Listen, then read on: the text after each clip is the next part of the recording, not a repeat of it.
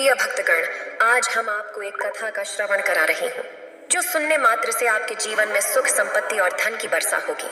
तो चलिए कथा को प्रारंभ करते हैं। भगवान शिव माता पार्वती से कहते हैं, मानव की चिंता और चिता में सिर्फ एक बिंदु का फर्क होता है। इस पृथ्वी लोक में कुछ व्यक्ति बेवजह चिंता किया करते रहते हैं, बिना किसी कारण ही अपने आप को और मन को परेशान किया करते रहते हैं। चिंता उस व्यक्ति को बीमार करते रहता है। सो हे देवी, आज की इस कहानी में जानेंगे कि क्यों मानव को बेवजह चिंता नहीं करनी चाहिए। अगर आप यह कहानी सुन रहे हैं तो पूरा सुनिए। इस कथा को आधा अधूरा छोड़कर जाने की गलती मत करिएगा, क्योंकि इस पवित्र कथा को पूरा सुनने से मनचाहा फल की प्राप्ति होगी। इसलिए इस कथा को पूरा सुने। आप शिव भक्त हैं तो भोलेनाथ का अनादर ना करें। तो चलिए कहानी प्रारंभ करते हैं।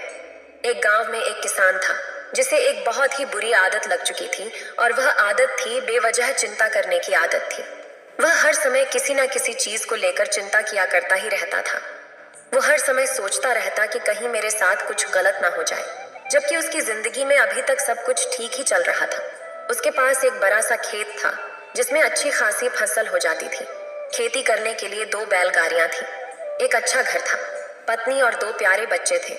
लेकिन फिर भी वो किसी न किसी अनहोनी के बारे में सोचकर बेवजह चिंतित रहा करता रहता था।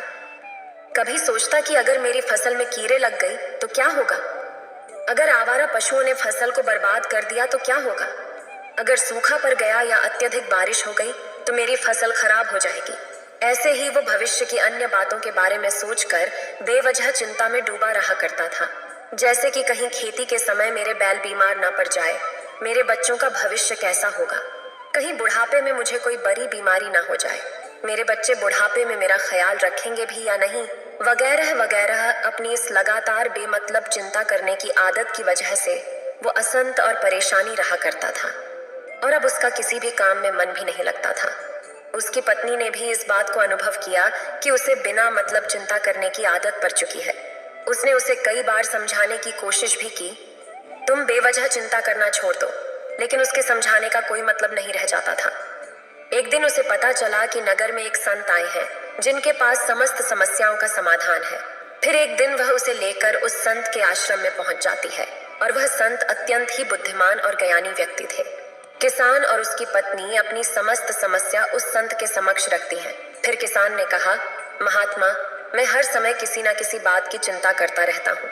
मैं ज्यादातर उन बुरी चीजों के बारे में सोचकर चिंतित होता रहता हूँ जो अभी तक मेरे साथ हुई भी नहीं।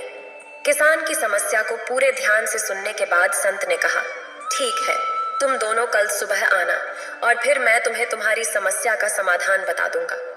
अगली सुबह जब किसान और उसकी पत्नी संत के आश्रम में पहुंचती हैं, तो देखते हैं कि संत बहुत ही चिंतित अवस्था में जमीन पर पलटी मारकर बैठे हुए हैं और उनके सामने एक दूध से भरा ग्लास रखा हुआ है।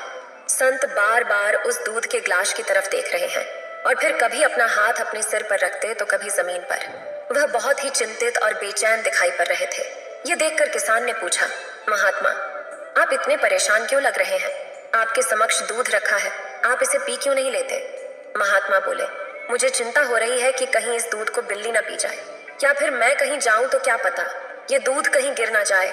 मैं दूध को पीना तो चाहता हूँ, लेकिन मेरा अभी मन नहीं है। मैं तो यही सोच रहा हूँ कि अगर यह दूध गिर गया या कोई गंदी चीज इस पर गया तो फिर क्या होगा।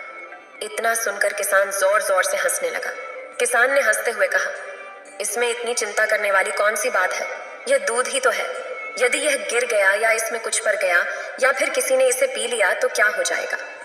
यह आपको फिर से मिल जाएगा, और इस चीज के लिए वैसे ही आपका चिंता करना व्यर्थ है, क्योंकि ना तो अभी इसे बिल्ली गिरा दी है, ना ही इसमें कुछ पड़ गया है, और ना ही अभी इसे किसी ने पी लिया है, और हो सकता है कि भविष्य में ऐसा हो भी ना।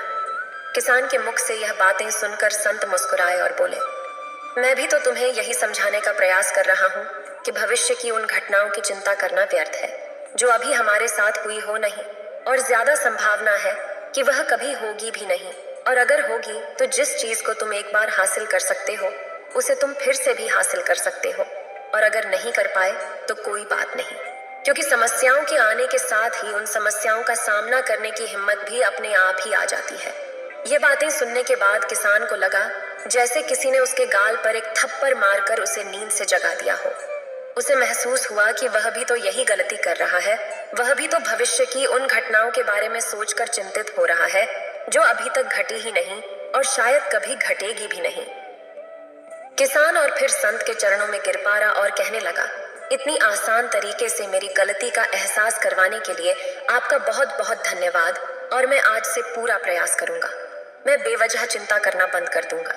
फिर संत कहते हैं, एक लोकप्रिय कहावत है, अगर तुम चल रहे हो तो सिर्फ चलो, अगर तुम खा रहे हो तो सिर्फ खाओ, लेकिन एक समय में सिर्फ एक ही काम करो, चिंता न करो। इस लोकप्रिय कहावत के अर्थ ने मुझे हैरान कर दिया था, और सच कहूं तो मुझे ऐसा लगता है कि कहावत के अर्थ में ही वो राज छुपा है, जिसे अगर किसी ने अच्छे से समझ लिया और अपने जीवन में उतार लिया तो वो चिंता के बंधन से ही हमेशा हमेशा के लिए मुक्त हो जाएगा। इस कहावत के अर्थ के बारे में हम आगे बात करेंगे, लेकिन उससे पहले देखते हैं कि हमारे दिल दिमाग में इस तरह के विचार ज्यादा चल रहे होते हैं। पहला, क्या मैंने यह काम सही से किया? दूसरा, क्या मैं इसे और बेहतर कर सकता था? तीसरा, इसका परिणाम क्या होगा? और चौथा, लोग मेरे और मेरे काम के बारे में क्या सोच रहे होंगे? ये ऐसे कुछ विचार हैं जो हमारे दिमाग में ज्यादातर समय चलते रहते हैं, लेकिन हमें पता नहीं चलता क्योंकि हमने इन विचारों के साथ जीना सीख लिया है, और हमारा दिमाग काम भी ऐसे ही करता है कि अगर हमने इसे किसी काम को कई बार करवा लिया तो फिर ये उसे अपनी आदत बना लेता है और फिर हमारे चाहे बिना भी उस काम को करने का प्रयास करता है। प्रारंभ में तो हम किसी भी काम को अपनी इच्छा से पूरे होशो हवास में करते हैं, लेकिन बाद में वो हमारी आदत बन जाता है और फिर हम बस बेहोशी की हालत में बिना सोचे समझे उस काम को करते चले जाते हैं। जब एक बच्चा छोटा होता है तब उसे पता नहीं होता कि चिंता क्या है, लेकिन जैसे ही वह बड़ा होता है माँ बाप कहना शुरू कर देते हैं, बेटे आपको होमवर्क करना है, आपको उसकी चिंता नहीं हो रही, आपके परीक्षा आने वाले हैं, आपको उसकी चिंता करनी चाहिए। और ऐसे ही न जाने कितनी सारी चीजों के लिए बच्चों के आसपास के लोग उसे चिंता करने के लिए कहते हैं, और वह छोटा बच्चा इस बात को मान लेता है। ये अच्छा है कि किसी भी काम को करने के लिए हमें उसकी चिंता करनी पड़ जाती है, और फिर वह किसी काम और घटना के बारे में बार बार सोचने लगता है। प्रारंभ में तो चिंता जानबूझकर करता है, लेकिन धीरे धीरे उसका मन इसे अपनी आदत बना लेता है, और फिर ना चाहते हुए भी उसका मन एक ही विचार के बारे में बार बार सोचता रहता है, और फिर वह अपनी पूरी जिंदगी चिंता के इस जाल में फंस कर रह जाता है। लेकिन अब प्रश्न यह उठता है कि इसका समाधान क्या है? तो इसका समाधान है ऊपर बताई गई जिन कहावत का अर्थ, यानी जागरूकता। हमें अपने विचारों के प्रति जागरूक होना पड़ेगा। हमें थोड़ी देर रुककर इस बात पर ध्यान देना होगा कि कहीं हम ना चाहते हुए भी एक ही घटना के बारे में तो बार बार नहीं सोच रहे हैं। हमें पूरी विश्वसनीयता के साथ यह देखने का प्रयास करना होगा कि पूरे दिन हमारे अंदर इस तरह के विचार उठते रहते हैं। अब आप पूछ सकते हैं, केवल विश्वसनीयता क्या करेगी? मैं कहता हूँ, ये काफी है। यह मन को शांत करने के लिए पर्याप्त है, मन को अपने स्वभाव का एहसास कराने के लिए पर्याप्त है, और जीवन में विश्वसनीयता लाने का सबसे आसान तरीका है ध्यान करना।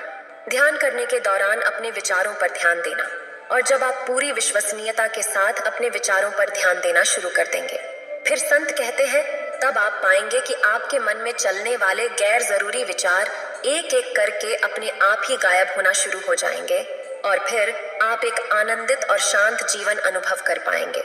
इतना कहकर भगवान शिव इस कहानी को समाप्त करते हैं। इस वीडियो को बोलते समय कोई त्रुटि हो तो मैं क्षमा चाहती हूँ। उम्मीद है आप सभी को यह वीडियो अच्छी लगी होगी।